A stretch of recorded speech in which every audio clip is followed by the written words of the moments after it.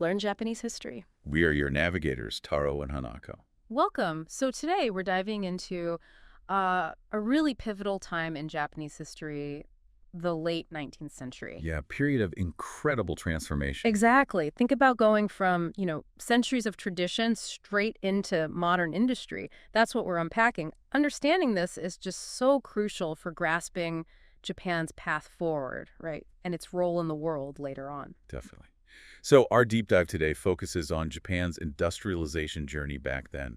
We'll be looking at things like textiles, silk production, how they were totally revolutionized. And how that affected life, not just in the cities, but out in the countryside, too. Right. And we'll also touch on the beginnings of heavy industry and, crucially, how people and goods started moving around with new transportation. Our mission really is to pull out the key changes from this era, giving you a clear picture of this intense period of development. Okay, so where do we start? The spark, I guess. Let's do it. Around the 1880s, things really started picking up. You see modern industries popping up in the private sector, and, well, the government was definitely giving it a nudge. A big nudge, yeah. And the cotton spinning industry is a perfect example here. It really is. But even before the big factories, there were early signs, weren't there? Oh, absolutely. Think about Juan Tatsudo's early machines, the Garabo, back in the early Meiji years. Simple things, foot-powered or water-wheel driven. Kind of laying the groundwork, showing that drive for efficiency. Exactly. But then came the big players. The Odaka Cotton Spinning Company, set up in 1882, that was a game changer. Backed by some pretty influential people, too. Right.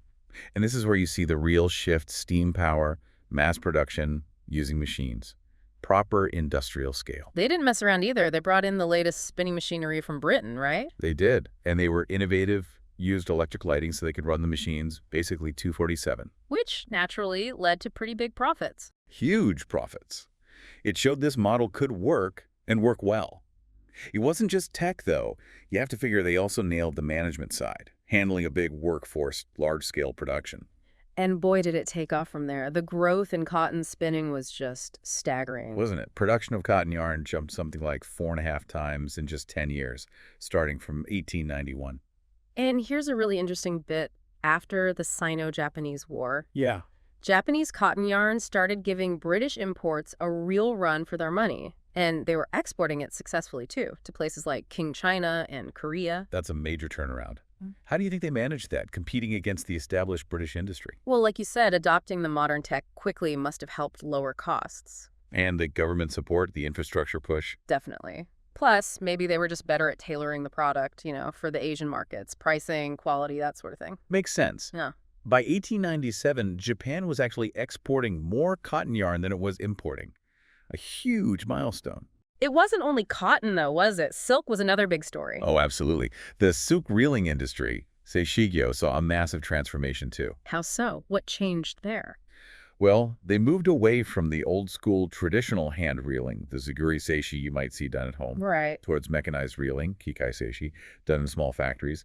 They learned from imported machines, tweaked them, got better and better. And silk became a massive export earner for Japan. Hugely important. Japanese raw silk started outcompeting Italian and even king silk, especially in the big American market. It brought in vital foreign currency. So by around 1900, maybe Meiji 33 or so. Yeah, around then. It's fair to say Japan had hit its industrial revolution, at least in these light industries, spinning and silk reeling. Okay, so factories are booming, cities are changing. Yeah. But what about life outside the cities? In the rural areas, sounds like a different picture. It really was. That's a key contrast. While industry surged ahead, modernization in the countryside was, well, slower. Agriculture was still king there. Pretty much. Mostly small-scale rice farming. There were improvements, sure, like better crop breeding, but nothing like the industrial leap. But the silk boom must have touched the villages. It did, definitely. You saw more sericulture raising silkworms and more fields planted with mulberry trees to feed them.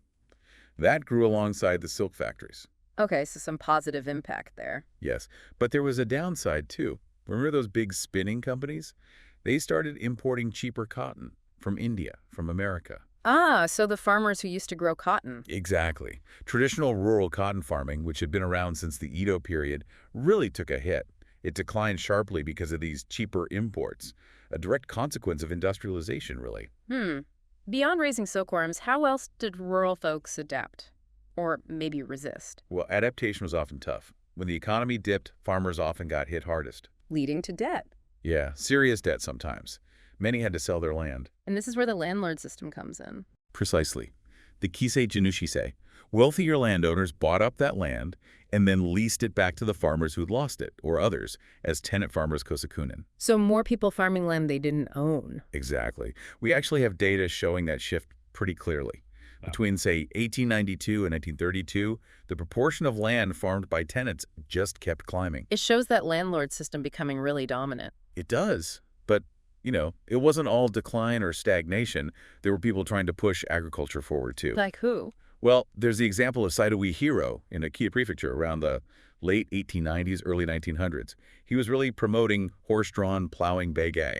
Trying to bring in more efficient farming techniques. Right. Maybe not widespread instantly, but it shows there was an effort toward modernizing farming practices too, even if it wasn't as dramatic as the industrial changes. Okay, let's shift gears a bit. Heavy industry. It seems like the government was even more directly involved here. Very much so. While light industry had private players leading the charge early on, heavy industry needed more direct state support. Through things like trade policy and finance. Yes, and a really big move was adopting the gold standard in 1897. Why was that so significant? Well, linking the yen to gold basically stabilized its value internationally, made trade easier, built confidence in the economy, and crucially, they used the huge indemnity payment from the Sino-Japanese War to back it up. That indemnity, the sheer amount was incredible, wasn't it? It was enormous, larger than Japan's entire national budget for the 4 years before the war. And how they spent it really tells a story. It does. A massive chunk, something like 62%, went straight into military expansion. 62%. That's, wow, it really highlights the priorities then. National strength, military power. Undeniably. So compared to textiles and silk, heavy industry got off to a slower start. Right. It needed more capital, more complex technology. Exactly. But after that Sino-Japanese War, demand for iron just exploded. For the military buildup, obviously, but also for building railways. Man, and Japan couldn't produce enough itself initially. Not nearly enough. They were importing most of it. That's why the government decided to make a major investment in its own steel production. The Yawata Steelworks, Yawata Seitetsusho. That's the one. A state-run facility, huge budget for the time, around 10 million yen. The massive commitment. When did it start operating? They lit the first blast furnace in 1901. That was a landmark moment. And production really ramped up after the next big conflict, the Russo-Japanese War. And the numbers show that acceleration. Oh, dramatically. Yeah. Between 1901 and 1913, domestic pig iron output went up about 4.5 times. Okay. Significant. But steel materials, production increased roughly 40 times. 40 times. That's astounding growth in just over a decade. It really is. Shows how quickly heavy industry was catching up. But even then, Still not enough. still couldn't meet the booming demand. Imports remained important. And it wasn't just steel, right? Other heavy industries were growing too. Yes, shipbuilding is another key area. Yards like the Mitsubishi one in Nagasaki became incredibly important. Building bigger ships. Much bigger. After the Russo-Japanese War, Japan gained the capability to build large, 10,000-ton class steel ships, a clear sign of their advancing heavy industrial power. Okay, so we have booming light industry, rapidly developing heavy industry. All of this needs to be connected, right? Transportation must have been evolving too. Absolutely essential. Yeah. You can't have this industrial growth without ways to move raw materials, finished goods, and people efficiently. So what were the big steps there? Railways were huge. A major milestone was finishing the Circado line in 1889, connecting Shimbashi and Tokyo all the way to Kobe. And the government pushed for that one. They did. Timed it specifically to coincide with the opening of the Imperial Diet. A symbolic connection as well as a practical one. And that kicked off more railway building. Big time. The Nippon Railway Company opened its Ueno-Omori line in 1891, and then the 1890s saw a real boom in private companies laying tracks. But later the government took them over. Yes, in 1906, after the Russo-Japanese War, the Railway Nationalization Law brought the major lines under state control. Why the shift? Partly for unified management, efficiency, but also definitely for military reasons. Having control of the main arteries was strategically vital. You can really see that expansion if you look at maps from the time. Oh yeah, from just a couple of lines in 1872 to a pretty dense network by 1907. It's a striking visual. And it wasn't just trains between cities, right? What about within cities? Good point. Streetcars started appearing. Shigai Densha, Kyoto, Nagoya, Tokyo. They popped up in the 1890s and early 1900s. Became a common sight. Very much so. Kyoto got its first line in 1895, running between Shoji Higashinotoin and Fushimi Shimoburakake. They quickly became a popular way for ordinary citizens to get around town. So all this new transport trains, streetcars, what was the overall impact? Just massive, faster movement of people and goods, obviously. Yeah. But it also started connecting regions more deeply. You actually see an increase in marriages between people from different areas by the late Meiji period. And things like school excursions became popular, all thanks to the railways making travel easier and more affordable. It really started changing the social fabric. So looking back at everything we've covered, it's clear this was an era of absolutely massive change for Japan. No kidding. From largely agrarian to, well, a nation with modern industries rapidly catching up. And it wasn't just about the economy, was it? It reshaped everything, how people worked, where they lived, the contrast between city and countryside, and Japan's whole position in the world. Exactly. And for you, understanding this period is so important because the foundations laid back then, Yeah. they still resonate in Japan today. That drive for innovation The balancing act between tradition and modernity. and the role the government plays in shaping the economy. These are all themes with deep roots in this period. So here's something to think about as we wrap up. This incredible, rapid push for industrialization. What were some of the hidden costs, the sacrifices made? Yeah, that's a great question.